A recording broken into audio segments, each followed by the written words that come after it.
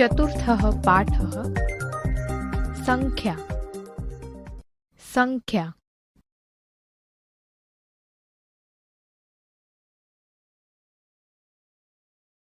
વિદ્યાર્થી મિત્રો, આજે આપણે પાઠ્યપુસ્તકના ચતુર્થઃ પાઠઃ સંખ્યામાં 1 થી 12 સુધીની સંખ્યાઓ સંસ્કૃત ભાષામાં બોલતા શીખીશું.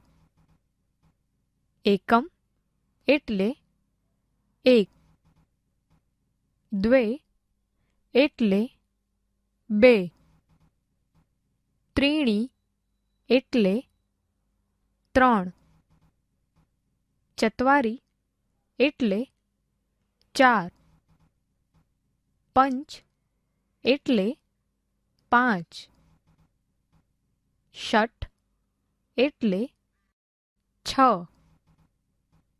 સપ્ત એટલે 7, અષ્ટ એટલે 8, નવ એટલે 9, દશ એટલે 10, એકાદશ એટલે 11, દ્વાદશ એટલે 12,